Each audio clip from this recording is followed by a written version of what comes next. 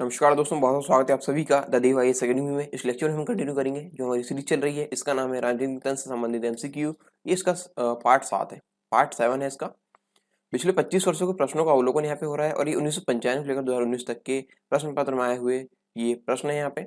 और किस परीक्षा में आए हुए, ये है यूपीएससी की सिविल सेवा परीक्षा यानी सीएससी परीक्षा की प्रारंभिक परीक्षा में पूछे गए सवालों का यहाँ पे अवलोकन हो रहा है। आप तक ये वीडियो हिंदी भाषा में मैं लेकर आ रहा हूँ। मेरा नाम है देवरत्न के। और इससे पहले मैं आपको बता दूं, इतिहास से संबंधित, इतिहास विषय से संबंधित सारे एमसीक्यू जो पिछले 25 वर्षों के प्रश्न पत्र में पूछे गए हैं, सारे हमने कवर कर लिए हैं। यदि आप उन लेक्चर्स को देखना चाहते हैं तो आई बटन पर क्लिक करके उन लेक्चर्स तक पहुंच सकते हैं, या फिर डिस्क्रिप्शन बॉक्स में भी उन लेक्चर्स की लिंक दे दी गई है, आप उन लेक्चर्स तक वहां से पहुंच सकते हैं। चलिए प्रश्न शुरू करते हैं। पहला सवाल है ये, संघ सरकार के संदर्भ में निम्नलिखित कथनों पर विचार कीजिए। संघ सरकार यानी केंद्र सरकार, ठीक है, केंद्र सरकार के संबंध में या संघ सरकार के संबंध में निम्नलिखित कथनों पर विचार कीजिए। 2009 में यह सवाल पूछा गया है। उपरोक्त कथनों में से कौन सा या कौन से सही है, ये हमको बताने। चलिए कथन हम पढ़ते हैं। कैबिनेट सचिव की सलाह पर प्रधानमंत्री द्वारा भारत सरकार के मंत्रालयों या विभागों का सृजन किया जाता है। क्या ऐसा है? कैबिनेट सचिव की सलाह पर ऐसा किया जाता है? नहीं, ऐसा नहीं किया जाता है। ठीक है, कैबिनेट सचिव की सलाह पर ये नहीं किया जाता। प्रधानमंत्री अपने विवेक से ये करता है। ठीक है, ये करते हैं। ठीक है। दूसरा है, हर एक मंत्रालय को प्रधानमंत्री की सलाह पर, हर एक मंत्रालय को प्रधानमंत्री की सलाह पर भारत के राष्ट्रपति द्वारा किसी मंत्री को प्रदान किया जाता है। क्या ऐसा है? हाँ, ये बिल्कुल है। ये दूसरा कथन यहाँ पे सही है। उपरोक्त में से हम ऑप्शन देख लेते हैं। केवल एक, केवल दो, एक और दो, दोनों, और ना तो एक ना ही दो। तो यहाँ पे केवल दूसरा कथन सही, तो आंसर रहेगा इसका बी। आंसर है इसका बी। दिए गए विकल्पों में दो सही है और मंत्रालयों एवं विभागों का सृजन प्रधानमंत्री के विवेक पर निर्भर करता है। अगला सवाल है, ये 2009 में पूछा गया है। निम्नलिखित कथनों पर विचार कीजिए। उपरोक्त कथनों में से कौन सा या कौन से सही है, ये हमको बताने हैं। तो चलिए कथन हम देखते हैं। भारत में राज्य के महाधिवक्ता की नियुक्ति, राज्य के महाधिवक्ता की नियुक्ति भारत के राष्ट्रपति द्वारा संबंधित राज्य के राज्यपाल की अनुशंसा, रिकमेंडेशन पर की जाती है। क्या ऐसा है कि राष्ट्रपति द्वारा की जाती है संबंधित राज्यपाल की अनुशंसा पर? नहीं, ऐसा नहीं है। ये राज्यपाल खुद करता है। ठीक है, राज्यपाल खुद ये करते हैं। अगला है, सिविल प्रक्रिया सहित सिविल प्रक्रिया संहिता के उपबंधों के अनुसार राज्य स्तर पर उच्च न्यायालयों की मूल अपीलीय तथा सलाहकारी अधिकारिता होती है। क्या ऐसा है? हाँ, ये कथन बिल्कुल भी सही है। ठीक है, तो यहाँ पे केवल दूसरा कथन यहाँ पर सही। ऑप्शन हम देख लेते हैं। केवल एक, केवल दो, एक और दो, दोनों, ना तो एक ना ही दो। तो दूसरा कथन यहाँ पर सही है, तो आंसर हो जाएगा इसका बी। भारत में राज्य के महाधिवक्ता की नियुक्ति राज्यपाल के द्वारा की जाती है, अतः कथन एक गलत है। कथन दो सही है, क्योंकि उच्च न्यायालय की मूल अपीलीय तथा सलाहकारी अधिकारिता होती है, इसके साथ ही उसे पर्यवेक्षण की सकती है। ठीक है, इसलिए आंसर हो जाएगा इसका बी। अगला सवाल है, ये 2009 में पूछा गया है। सवाल हम देखते हैं। निम्न कथनों पर विचार कीजिए। इसके बाद हम फिल्टर लगाने पहुंचते हैं। उपरोक्त कथनों में से कौन सा सही है या कौन से सही है, ये हमको बताने हैं। ठीक है, जैसा कि मैंने आपको पिछले पार्ट में बताया था कि इस तरह के यदि प्रश्न आए जो कि विचार वाले या फिर कथन वाले रहते हैं, तो पहले आप इसकी हेडिंग पढ़िए कि निम्न कथनों पर विचार कीजिए। उसके बाद आप यहाँ पे आ जाइए कि प्रश्न की मांग क्या है। उपरोक्त कथनों में से कौन सा या कौन से सही है, ये हमको बताने। कई बार क्या होता है कि कौन से सही नहीं है या कौन से गलत है, ये वाला भी पूछ लिए जाते हैं। ठीक है, तो हम वहाँ पे कंफ्यूज हो जाते हैं। इसलिए कंफ्यूज ना हो करके हम यहाँ पे पहले प्रश्न को पढ़ेंगे कि इसकी मांग क्या है, उसके बाद हम कथन पे जाएंगे। तभी तो हम यहाँ पे सही है या सही नहीं है वो हम चेक कर पाएंगे। ठीक है, तो हम देखते हैं यहाँ पे पहला कथन, केंद्रीय प्रशासनिक अधिकरण, ठीक है, जिसको सीएटी के नाम से भी जानते हैं। सीएटी मतलब सेंट्रल एडमिनिस्ट्रेटिव ट्रिब्यूनल। ठीक है, केंद्रीय प्रशासनिक अधिकरण लाल बहादुर शास्त्री के प्रधानमंत्री रहने के काल में गठित हुआ था। क्या ये सीएटी लाल बहादुर शास्त्री के प्रधानमंत्री के रहने के काल में गठित हुआ था? नहीं, ये हुआ था राजीव गांधी जब प्रधानमंत्री थे तब। ठीक है, राजीव गांधी जब प्रधानमंत्री थे तब ये गठित हुआ था। सीएटी के सदस्य न्यायिक तथा प्रशासनिक दोनों क्षेत्र से लिए आते हैं, तो ये कथन सही है। और जो जो पहला वाला कथन है वो गलत है। ठीक है, दूसरा कथन यहाँ पे सही है। तो उपरोक्त ऑप्शन में हम देख लेते हैं। केवल एक, केवल दो, एक और दो, दोनों, ना तो एक नहीं दो। तो केवल दो वाला कथन यहाँ पे सही है, तो आंसर रहेगा इसका बी। आंसर हो जाएगा इसका भी। और सीएटी की स्थापना 1985 में राजीव गांधी के शासनकाल में हुई थी, इसलिए भी ये पहला कथन यहाँ पे हमने गलत किया। अगला सवाल है, केंद्रीय सरकार के संदर्भ में निम्नलिखित कथनों पर विचार कीजिए। सन 2009 में पूछा गया सवाल है। और फिर इसके बाद फिर मैं आपको बता देता हूँ कि फिल्टर हमको लगाना है, यानी प्रश्न की मांग को देखना है, उपरोक्त कथनों में से कौन से या कौन सा सही है ये हमको बताने हैं। चलिए हम कथन यहाँ पे देखते हैं। 15 अगस्त 1947 को केंद्र में मंत्रालयों की संख्या 18 थी। हाँ ये सही है, ठीक है, उस समय मंत्रालयों की संख्या 18 थी। और यहाँ पे वर्तमान में केंद्र में मंत्रालयों की संख्या 36 है। तो ये 2009 का सवाल है, तो उस समय का एक करंट अफेयर का सवाल माना जा सकता है। तो यहाँ पे उस समय 36 नहीं थी, ठीक है। और ये जो मंत्रालयों की संख्या है वो घटती बढ़ती रहती है, घटती बढ़ती रहती है, ठीक है।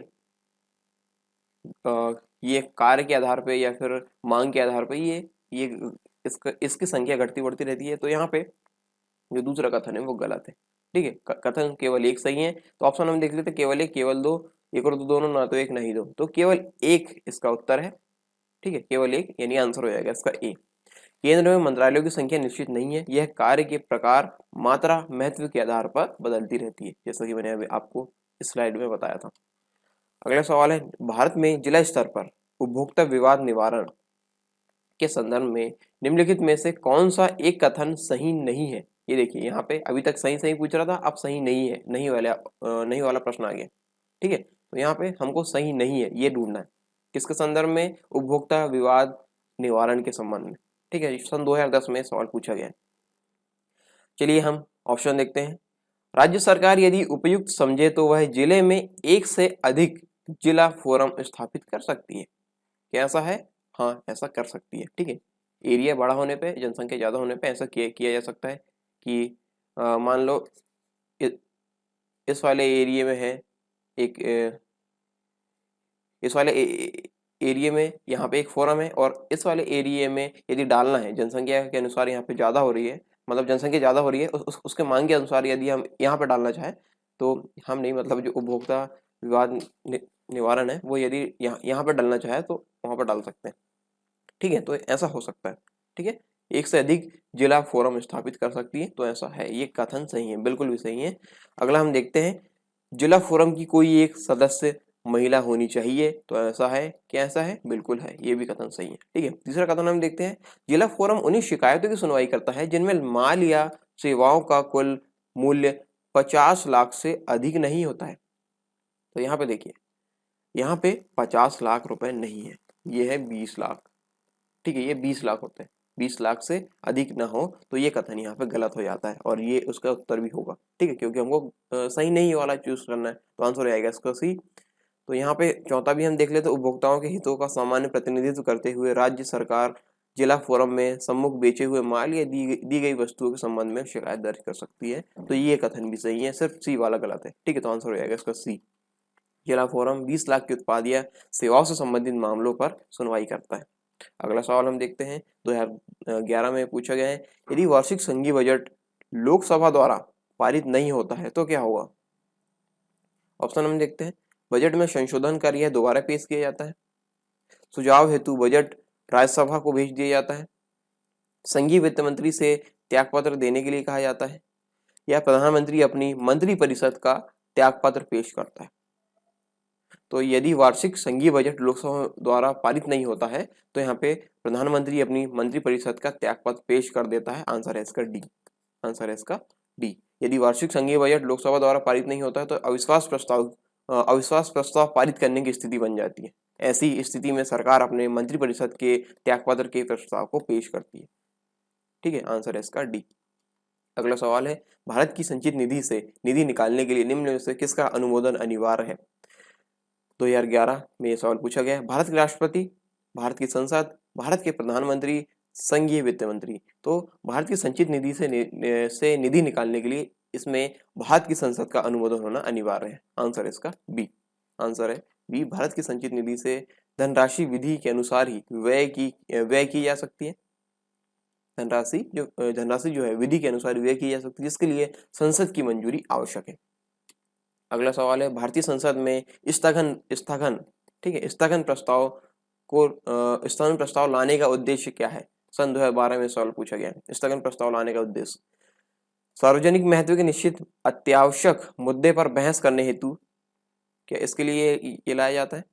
आगे हम देखते हैं विपक्षी सदस्यों के मंत्रियों से सूचना प्राप्त करने हेतु, किसी अनुदान की मांग में एक निश्चित मात्रा में कटौती करने हेतु, कुछ सदस्यों के हिंसक अथवा अनुचित व्यवहार पर रोक लगाने के लिए, कार्रवाई स्थगित करने हेतु। यहाँ पे भारतीय संसद में स्थगन प्रस्ताव लाने का उद्देश्य है सार्वजनिक महत्व के निश्चित अत्यावश्यक मुद्दों पर बहस करने हेतु। ठीक है, तो आंसर है इसका ए। आंसर है इसका ए। स्थगन प्रस्ताव के बारे में और आप जानकारी देख लीजिए। भारतीय संसद में सार्वजनिक महत्व के अत्यावश्यक मुद्दे पर तात्कालिक बहस करने हेतु स्थगन प्रस्ताव लाने का प्रावधान है। इसके अंतर्गत लोकसभा के नियमित कार्य को रोककर तत्कालिक मुद्दे पर बहस कराई जा सकती है। स्थगन प्रस्ताव के लिए कम से कम 50 सदस्यों का समर्थन होना आवश्यक है। यह सरकार के खिलाफ एक निंदा प्रस्ताव है। इसे राज्यसभा में नहीं लाया जा सकता और किसी भी स्थगन प्रस्ताव पर चर्चा 2 घंटे 30 मिनट से कम नहीं होनी चाहिए। तो यह है स्थगन प्रस्ताव के बारे में। ठीक है, आंसर है इसका ए। अगला सवाल है निम्नलिखित कथनों पर विचार कीजिए। सन 2012 में सवाल पूछा गया है। उपर्युक्त में से कौन सा कथन या कौन से कथन यहाँ पे सही है, ये हमको बताने हैं। संघ राज्य क्षेत्रों का राज्यसभा में प्रतिनिधित्व नहीं होता है। संघ राज्य क्षेत्र मतलब केंद्र शासित प्रदेश। ठीक है, केंद्र शासित प्रदेश। क्या संघ राज्य क्षेत्रों का राज्यसभा में प्रतिनिधित्व नहीं होता है? ऐसा नहीं है, ये गलत है। यहाँ पे दिल्ली और पांडुचेरी के राज्यसभा सांसद यहाँ पे जाते हैं। ठीक है, राज्यसभा सदस्य बनने के लिए। तो यहाँ पे इसका प्रतिनिधित्व नहीं है, ऐसा गलत है। इसका प्रतिनिधित्व होता है केंद्र शासित प्रदेश दिल्ली और पांडुचेरी के। यहाँ पे दिल्ली और पांडुचेरी से यहाँ पे चुने हुए व्यक्ति जाते हैं। ठीक है, राज्यसभा सांसद जो होते हैं वो यहाँ पे जाते हैं राज्यसभा में। तो दूसरा है निर्वाचन झगड़ों का निर्णय करना मुख्य निर्वाचन आयुक्त के अधिकार क्षेत्र में है। क्या ऐसा है? ऐसा नहीं है। ठीक है, ऐसा नहीं है, ये न्यायालय के अंतर्गत आता है। ठीक है, न्यायालय के अंतर्गत हाई कोर्ट, सुप्रीम कोर्ट, ये इनको देखते हैं निर्वाचन संबंधित मामलों को। तो ये कथन भी गलत है। पहला भी गलत है, दूसरा भी गलत। तीसरा हम देखते हैं भारत के संविधान के अनुसार संसद में केवल लोकसभा और राज्यसभा होती है। क्या ऐसा है? संसद क्या सिर्फ 2 चीजों से मिलकर बनी है? ऐसा नहीं है। संसद और इसमें तीसरी चीज और होती है, राष्ट्रपति। ठीक है, लोकसभा, राज्यसभा और राष्ट्रपति 3 चीजों से मिलकर ये बनती है। तो तीसरा कथन भी यहाँ पर गलत है। तो तीनों ही कथन जो दिए गए वो बिल्कुल गलत है। उपयुक्त कथनों में से कौन से सही है ये हमको बताने हैं। तो केवल 1, 2 और 3, 1 और 3 इनमें से कोई नहीं। तो कोई भी इसमें सही नहीं है, आंसर हो जाएगा इसका डी। आंसर है इसका डी। ठीक है, केंद्र संघ शासित प्रदेशों दिल्ली और पांडिचेरी का राज्यसभा में प्रतिनिधित्व है। ठीक है, और सुप्रीम चुनाव या निर्वाचन संबंधित विवादों का निर्णय सुप्रीम कोर्ट और हाई कोर्ट के अधीन होता है। और भारतीय संविधान के अनुसार संसद में लोकसभा, राज्यसभा एवं भारत के राष्ट्रपति सम्मिलित होते हैं, जैसा कि मैंने आपको भी बताया। ठीक है, ये सारी चीजें हैं यहाँ पे। अगला सवाल है लोकसभा अध्यक्ष के पद के विषय में निम्नलिखित कथनों पर विचार कीजिए। सन 2012 में सवाल पूछा गया है। उपयुक्त में से कौन सा कथन सही है ये हमको बताने। चलिए चेक करते हैं। वह राष्ट्रपति के प्रसाद पर्यंत पद धारण करता है। कैसा है कि लोकसभा अध्यक्ष राष्ट्रपति के प्रसाद पर्यंत पद धारण करता है? ऐसा नहीं है। ठीक है, ये गलत है। यह आवश्यक नहीं कि अपने निर्वाचन के समय वह सदन का सदस्य हो, परंतु उसे अपने निर्वाचन के 6 माह के भीतर सदन का सदस्य हो जाना पड़ेगा। कैसा है? नहीं, ये कथन भी बिल्कुल गलत है। ऐसा क्यों गलत है? क्योंकि यहाँ उसका सदस्य होना आवश्यक है। ठीक है, सदन का सदस्य होना आवश्यक है, इसलिए ये कथन यहाँ पे गलत है। और यहाँ पे दिया गया है कि यहाँ पे आवश्यक नहीं है कि वह सदन का सदस्य हो, तो ये बिल्कुल गलत है। सदन का सदस्य होना आवश्यक होता है, बहुत ही आवश्यक है। ठीक है, यदि वह त्यागपत्र देना चाहे तो उसे अपना त्यागपत्र उपाध्यक्ष को संबोधित करना होगा। तो ये कथन बिल्कुल सही है। ठीक है, केवल तीसरा कथन यहाँ पे सही है। तो ऑप्शन हम देख लेते हैं। केवल 1 और 2, केवल 3, 1, 2, 3, कोई भी नहीं। तो केवल 3 वाला हमने सही देखा यहाँ पे, तो केवल 3 इसका आंसर हो जाएगा। आंसर है इसका बी। आंसर इसका भी। यदि लोकसभा अध्यक्ष अपने पद से त्यागपत्र देना चाहे तो उन्हें अपना त्यागपत्र लोकसभा उपाध्यक्ष को संबोधित करना पड़ेगा। और लोकसभा अध्यक्ष का चुनाव लोकसभा के सदस्यों के बीच से होता है और उसका उस सदन का सदस्य होना आवश्यक है।